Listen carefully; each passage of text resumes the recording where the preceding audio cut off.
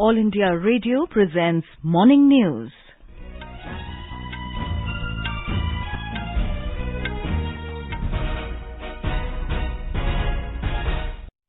Good morning, I am Sarabjit Kaur. The headlines. Prime Minister Narendra Modi to inaugurate Pravasi Bharatiya Divas convention in Indore today. Prime Minister speaks to Uttarakhand Chief Minister and assures all possible help to save Joshimath from land subsidence. First meeting of working group on G20 Financial Inclusion Indicators to begin today in Kolkata. Severe cold wave conditions continue to sweep northwest India. Nepal makes COVID negative report mandatory for all international passengers. And Anahat Singh clinches girls under 15 squash title at British Junior Open tournament in Birmingham. Prime Minister Narendra Modi will formally inaugurate the Pravasi Bharatiya Divas convention at Indore in Madhya Pradesh today.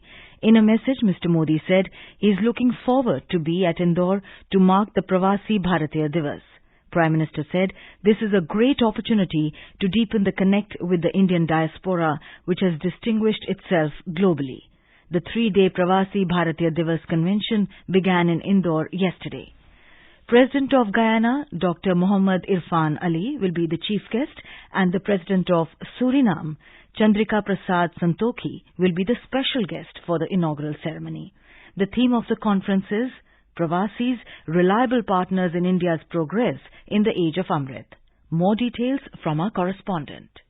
Prime Minister Narendra Modi will talk to various leaders. He will also release a special postage stamp, Go Safe, Go Trend, which will highlight the importance of safe, legal, orderly and efficient migration. Shri Modi will inaugurate the first digital exhibition focused on the theme Azadi Ka Amrit Mahotsav, Contribution of NRIs in Indian Freedom Struggle, to highlight the contribution of overseas freedom fighters to India's independence. The PVD conference is having 5 important sessions. The second and third sessions will be held today. The theme of the second session is Role of NRIs in Boosting the Indian Healthcare Ecosystem in the Age of Amrit Kal, Vision at 2047. Union Health Minister Dr. Mansukh Mandavia will preside over the session. The theme of the third session will be Taking Advantage of India's Soft Power, Goodwill through Crafts, Cuisine and Creativity. It will be presided over by Minister of State for External Affairs Meenakshi Lekhi. The Pravasi Bharatiya Divas convention has started from yesterday with the Youth Pravasi Bharatiya Divas program in Indore. The first day was hosted by Anurag Thakur, Union Minister for Information and Broadcasting, Sports and Youth Affairs, with Pooja P. Vardhan, Sanjeev Sharma, AIR News, Indore. The conference will conclude tomorrow. President Draupadi Murmu will preside over the valedictory session and present the Pravasi Bharatiya Samman.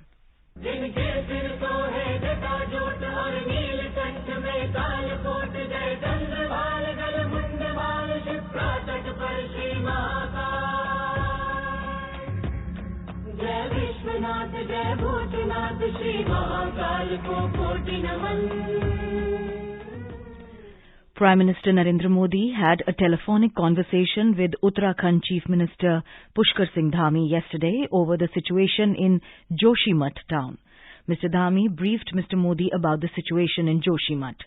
Chief Minister also informed Prime Minister about the plans for rehabilitation and arrangements being made in light of several houses developing cracks. Mr. Modi assured all possible financial and technical support to the state for providing help to the people of Joshimath. In a tweet, Mr. Dhami said, Prime Minister is personally monitoring the situation and the safety and security works being carried out by the government in the region. माननीय प्रधानमंत्री जी ने दूरभाष पर काफी detail में सारी जानकारी ली है कि कितने परिवार उसकी जद में आ रहे हैं, कितना नुकसान हुआ है, किस प्रकार से वहां पर पानी निकल रहा है, लोगों के विस्थापन के लिए, लोगों को सुरक्षित स्थानों पर ले जाने के लिए क्या किया गया है, राहत शिविरों में कैसे लोग रह रहे हैं, आगे कैसे उनके पुनर्वास की व्यवस्था होनी है, उस सब पर माननीय प्रधानमंत्री जी ने बहुत विस्तार से चर्चा की है और उन्होंने जोशीमठ को बचाने के लिए हर संभव प्रयास जो भी होगा उन्होंने आश्वासन भी दिया है. Principal Secretary to the PM, P.K. Mishra, yesterday held a high-level meeting to assess the land subsidence situation at Joshimath. Soon after the meeting, the Chief Secretary, along with DGP Ashok Kumar, reached Joshimath and interacted with state and police officials. The Chief Secretary said a team of expert scientists from across the country are finding out the cause of land subsidence and will do whatever treatment is necessary. He added that the safety of the citizens is of utmost importance and the local administration is continuously working for it. He also appealed to the locals to not take any risk under any circumstances and visited the areas included in danger zones like Manohar Bagh, Singhdar and Marwadi. We spoke to Member Secretary of National Disaster Management Authority, NDMA, Kamal Kishore, about the latest situation in Joshimath. NDMA के अलावा NIDM, NDRF, Geological Survey of India, Wadia institute of marlin geology, national institute of hydrology, IIT Roorkee, ये सब लोग मिलकर के जोशीमठ में जो हो रहा है उसको तकनीकी स्तर पे वाकई उसके कॉजेज क्या हैं, किस वजह से ये वो बनी है, इसका आकलन कर रहे हैं. जो वहाँ के लोग हैं उनकी सेफ्टी और उनकी सिक्योरिटी का ध्यान रखना है. इनके जो मकान हैं वहीं पे दोबारा बन सकते हैं या उनको विस्थापित करके कहीं और बनाने की जरूरत है जो ज्यादा सेफ लोकेलिटी है. और थोड़े मीडियम और लॉन्ग टर्म में क्या जोशीमठ का अर्बन प्लान और इम्प्रूव करा जाना चाहिए. The first meeting of the Working Group on G20 Financial Inclusion Indicators, GPFI, will begin in Kolkata today. All member countries, invited organizations like World Bank, IMF and the United Nations will take part in the meet. The main session will begin tomorrow. The two-day session will discuss global partnership for financial inclusion.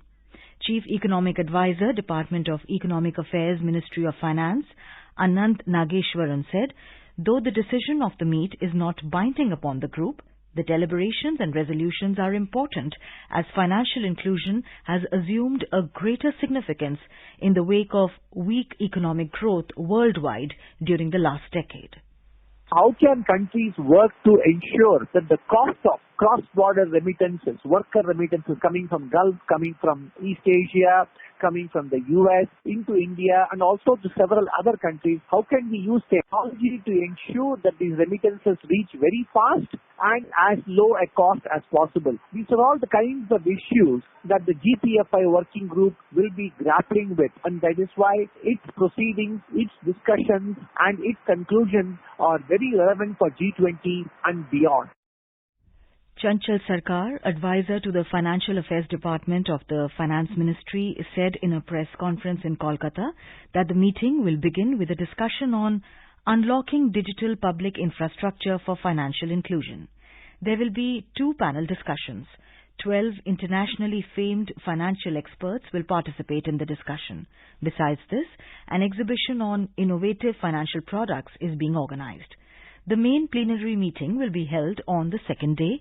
Apart from this, a special seminar has been organized to increase financial literacy among students. Around 2,000 students from different educational institutions will participate in the seminar. This is All India Radio giving you the news. For quick news updates round the clock, follow us on our Twitter handle at AIR News Alerts. Severe cold wave conditions continue to sweep northwest India. The conditions continued unabated in Uttar Pradesh, with the mercury melting at many places. Dense fog also prevailed at most places in the state this morning. A report.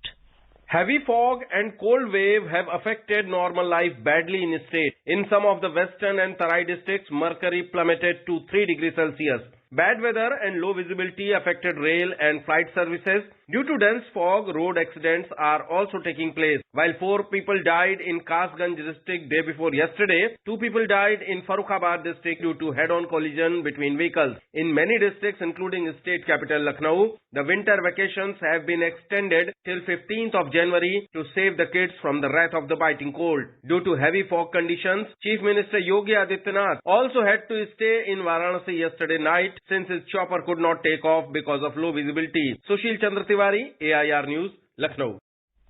Delhi government has advised all private schools to remain closed till 15th of January in view of the prevailing cold wave conditions. The Directorate of Education has issued a circular in this regard, citing cold wave conditions in the national capital. Most of the private schools in Delhi had winter vacations till 8th of January and were scheduled to open today. Earlier, Delhi government had announced winter vacation till 15th of January in its schools.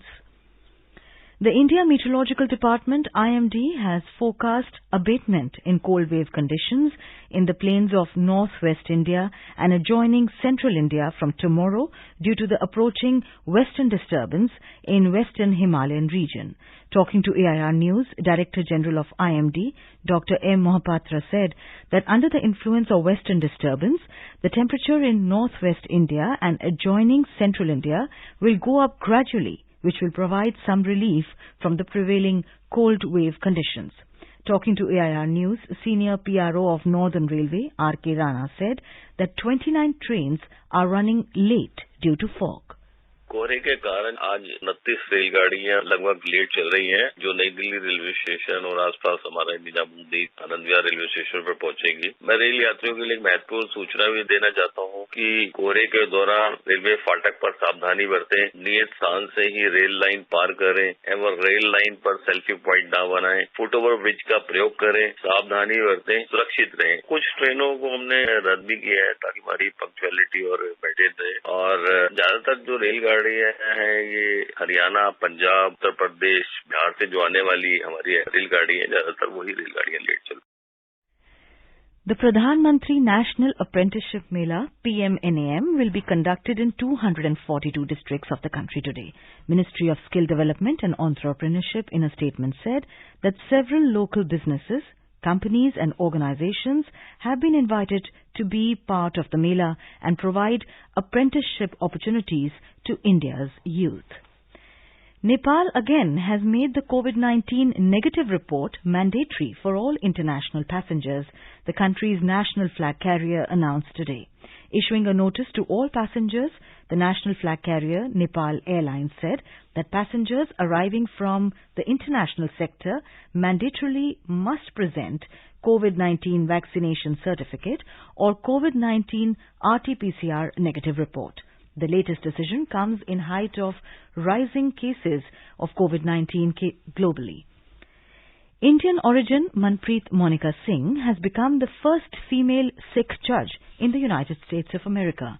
She was sworn in as a judge of the Harris County Civil Court in Texas, Houston.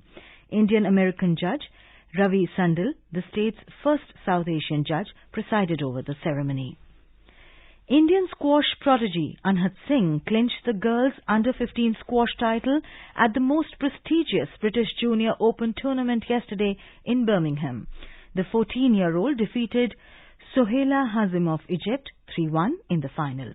Despite the first set being closely contested, she took the lead and won the tournament.